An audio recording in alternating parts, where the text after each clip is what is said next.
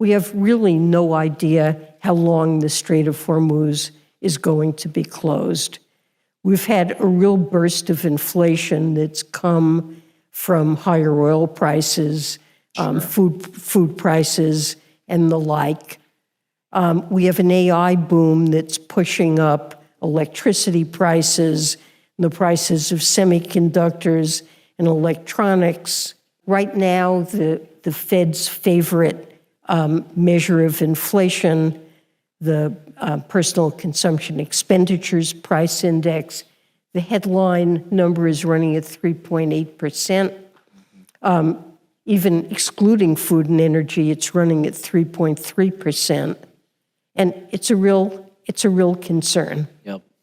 And so I think the Federal Reserve is focused on, is no longer thinking in the near future they'll be in a position to cut rates back to a more normal level. Yep. And the danger when inflation for a prolonged time exceeds the Fed's goal is that people begin to think, we're in a new world.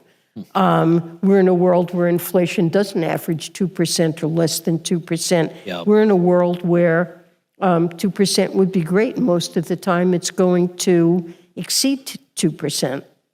And in fact, we've had so much global turmoil and geopolitical fragmentation. The economy's just experienced a series of supply shocks, and that can go on for a while.